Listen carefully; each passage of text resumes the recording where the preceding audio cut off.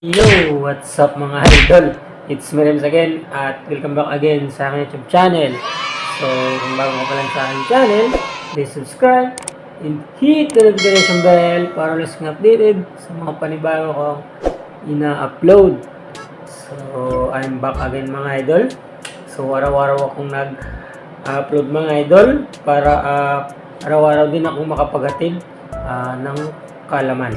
Tsaka hinahabol ko na din po ang aking watch hour para ako po ay mamonetize na. So maraming salamat sa mga patuloy na nanonood at pa-subscribe na po mga idol kung bago pa lang kayo sa channel ko at pa-watch po all my videos. So karamihan po ng aking ina-upload ay tawag nito nakakapagbigay ng kaalaman mga idol sa inyo. So maraming salamat sa tiwala mga idol. So ngayon, ang aking tawag nito, i-share naman po ulit mga idol ay about naman po sa pag-check ulit. So ganun po ang specialty ko. So isa pa ako dating checker. So kung tawag nito, isa kang subscriber ko ay alam mo na ako ay isang checker. So paano nga ba i-check ang washing machine item sa Enterprises? So bago muna natin yan sagutin mga idol, ay quick intro muna tayo.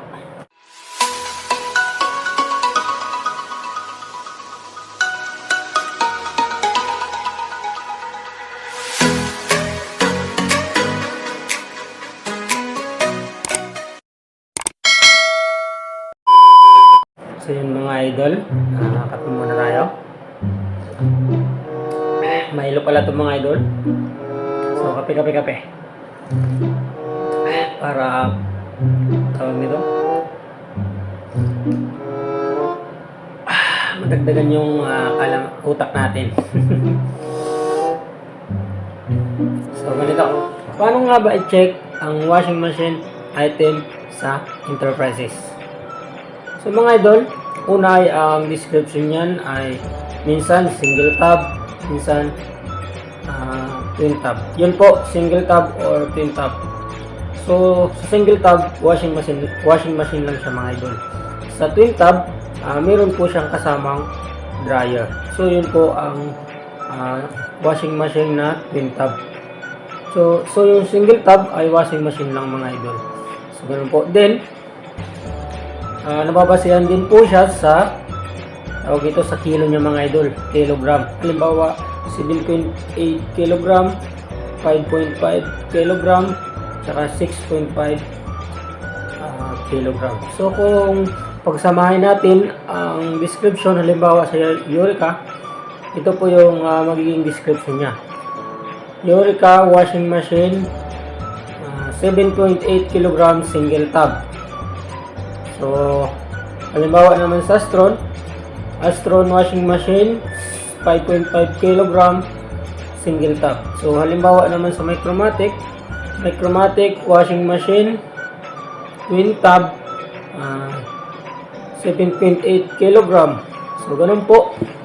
So ganun lang po ang sakay description. So tatlong brand lang ang na-check kong ito washing machine sa Enterprises. So ito po, Eureka, Astron, tsaka Micromatic. So, ganun po. Yung Sintrex, wala pa po akong nasi-check na Sintrex. So, siguro ngayon, ay wala na ako dun sa Shimmer Enterprises. So, siguro, ngayon, meron ng Sintrex. Noon ay Eureka, Astron, tsaka Micromatic. So, ganun po ang pag-check sa description, mga idol. So, paano mo naman makikita sa mismong item kung Eureka single tab? Yan. So mga idol, makikita mo naman sa tawag nito sa mismong item kung single tab lang yan, isa lang yan mga idol, washing machine lang. Kung twin tab naman mga idol, tawag nito, makikita mo din sa mismong item, tawag nito sa mismong item mga idol kung may kasamang dryer. So ganun lang. Kung sa kilogram naman, nasa mismong item din, nakasulat din yan mga idol, tsaka sa mismong box. So, ganun lang mga idol sa pagtingin sa item kay washing machine. Katulad. So, So, sa stock number naman. So, ano ang sample na stock number ng Eureka? So, ito po, EWM-780S. So, ganon. So, anong ibig sabihin ng EWM? Ang ibig sabihin mga idol ng EWM ay Eureka Washing Machine. So, yung dash 780S, so yung 780 mga idol, yun po ang code number niya. Yung S mga idol, ibig sabihin single tab yun mga idol. So, ganun po. So, ano naman ang stock number ng Astron? Kapilit mo na. So, ang sample na stock number ng Astron ay ST-8584. So, sabi ko nga sa inyo mga idol, kapag Astron, sa acronym niya na ST, hindi na sinasali yung Astron acronym. So, ang ibig sabihin ng ST mga idol ay single tab yan mga idol. ST, single tab. Yun po, ibig sabihin ng ST. Tapos, yung dash 8584, yun po ang code number niya. So, mga idol, minsan, di ba, 8584. So, minsan, 8.5 kg yan, or minsan, 8.4 kg. So, ganun po ang ibig sabihin ng 8584. So, ganun po. Then, ano naman po ang sample na stock number ng Micromatic? Ito po, MWM-850. So, ganun po. Anong ibig sabihin ng MWM? Anong ibig sabihin po ng MWM ay Micromatic Washing Machine. Tapos, dash 850, yun po ang code number niya. Siyempre mga idol, minsan 850. Ibig sabihin mga idol, 8.5 kg yan. So, ganun po ang ibig sabihin ng MWM-850. Yun po. Paano mo naman makikita sa mismong item ang mga stock number? So, makikita mo din yan mga idol sa mismong item, nakasulat yan mga idol. Minsan sa may takip, minsan sa likod. Ganun po. Then, sa mismong box din mga idol, makikita mo din yan pag check mo, nasa mismong box din. So mga idol, ang mahalaga, ang pinakamahalaga ay ang quantity. So siyempre mga idol, kapag dineliver na, dapat ang basihan mong quantity ay nakasulat sa delivery receipt, sa resibo mga idol. So halimbawa 2 pieces ang sa resibo, dapat ang checkin mong dumating na item, bagong deliver na item ay 2 pieces din. So, ganun po.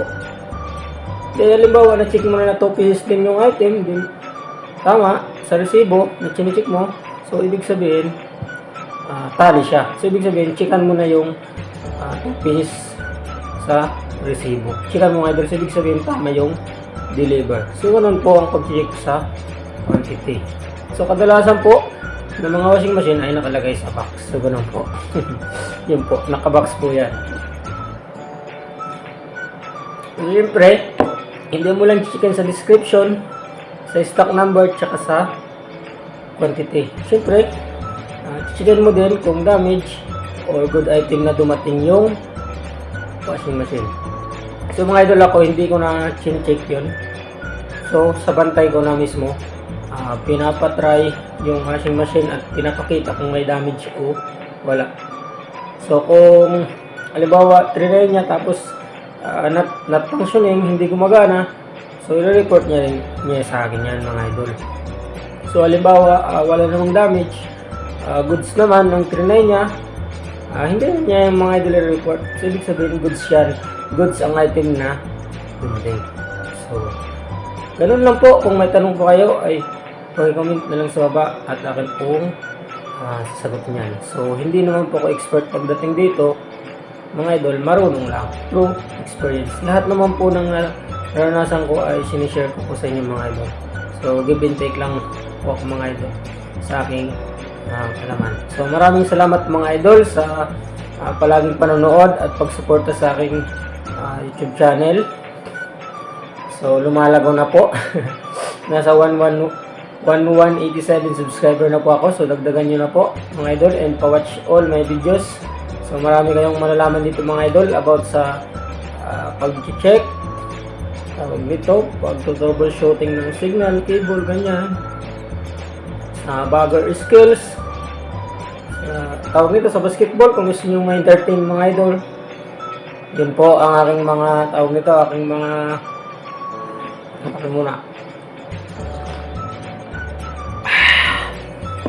ang aking mga binablog mga idol, ang aking mga content. So ngayon, more on informative ako para mahit ko na yung 4,000 watch hour mga idol para ako po ay ma-monetize na dito sa YouTube. So hanggang dito na lang mga idol. I hope nakashare naman po ako ulit kahit kunting kalaman lang mga idol. Sana ay makatulong. So maraming salamat sa panonood mga idol. God bless.